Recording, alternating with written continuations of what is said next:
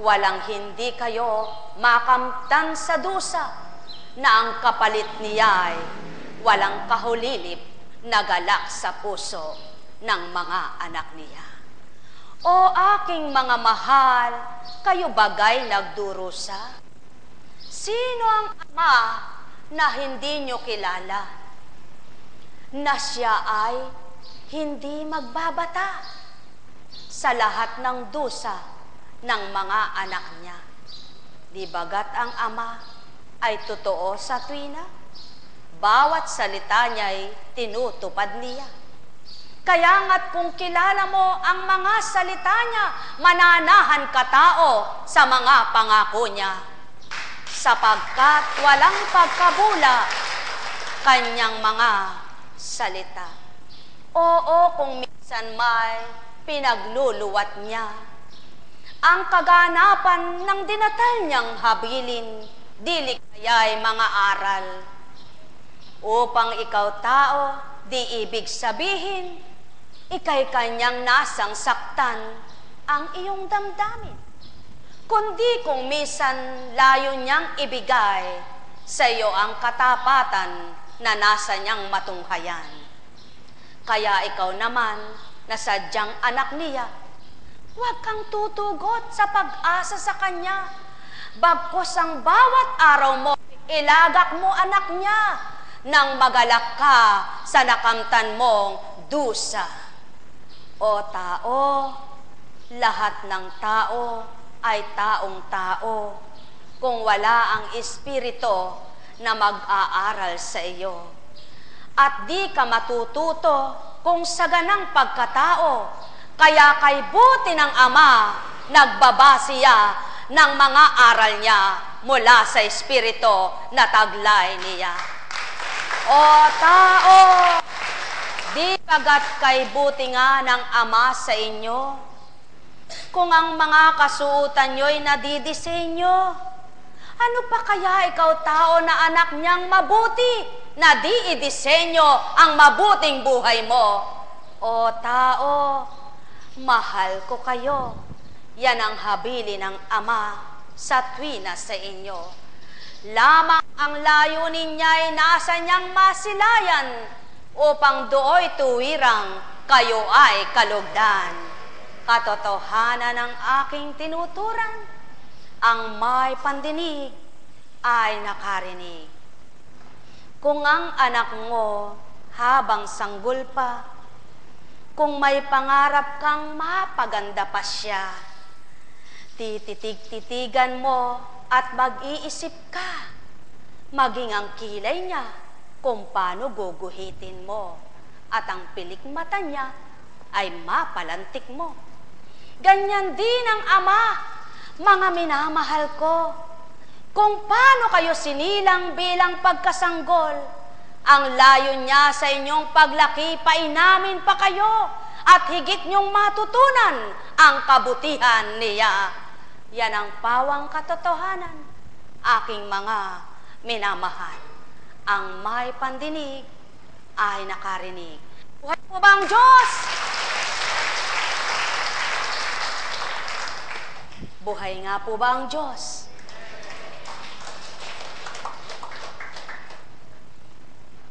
Buhay nga po talaga ang Diyos sa inyo. Hindi pa tapos ang eleksyon, narito ka na. Sabi mo kaya po, Kunching, pagkatapos ng eleksyon, tsaka ka babalik, nabagabag ka. Buhay po ba ang Diyos? Ang tao makapagtatakda, subalit kapag binago ng Ama ang isip mo at damdamin, tatalima kang hindi mo namamalayan. Buhay po ba ang Diyos? At yan po ang pawang katotohanan, kaya may naglilingkod sa inyo. Mayroon pong nag-aatas sa kanila na di nila batid. Bakit kumikilos nga po ba? Wala naman sweldo. Di po ba?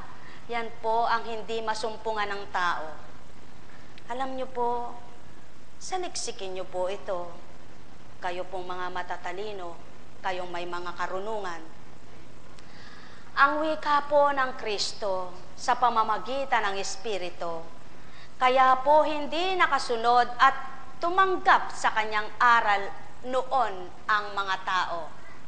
may taglay na kayabangan, kataasan, pagsusuring hindi nila matanggap bakit mas marunong ang Kristo sa kanila samantalang hindi siya nag-aral, sila ay nag-aral.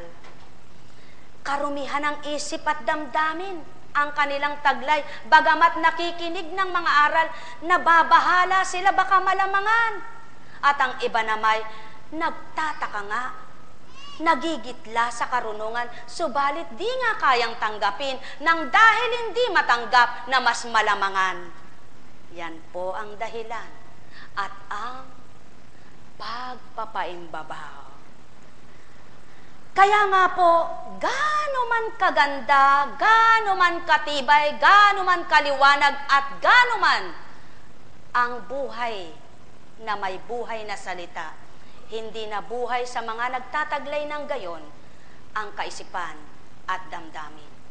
At ang may tinataglay namang kababaan at pagkatakot sa Ama, hindi naman maipaglaban ang takot na yan, may takot pa rin sila sa kapwa nila at hindi sa Ama. Kaya ang nangyari, mas nanaig pa rin ang sa pagkatao, hindi nang ibabaw ang sa Kristo. Buhay po ba ang Diyos? Ngayon din ay gayon, mga mahal ko. Naririto ang katauhan, ngunit ang isip ay wala at damdamin. Sa mga hindi makakadama, ito ang taglay. Mayroong iniisip na iba, bagamat naririto siya. May nararamdaman siyang iba, bagamat naririto siya. Hindi ang nararamdaman niya ay ang pag-ibig ng Ama, kundi ang kanyang isang damdamin na may pagkasutil. Buhay po bang Diyos? Kaya nga hindi lahat ay mararamdaman ang buhay ng salita, kung hindi ang nararamdaman ay ang buhay niyang katauhan. Kaya't hindi niya makamtan ang tuwirang liwanag sapagkat may ibang naninikil sa kanya. Yaon ay ang kadiliman ng kanyang isip na hindi mapaghari ang liwanag ng Ama at ng Anak. Buhay po ba ang Diyos? Sapagkat kung paano noon may nag-iisip, sino ka para aralan ako?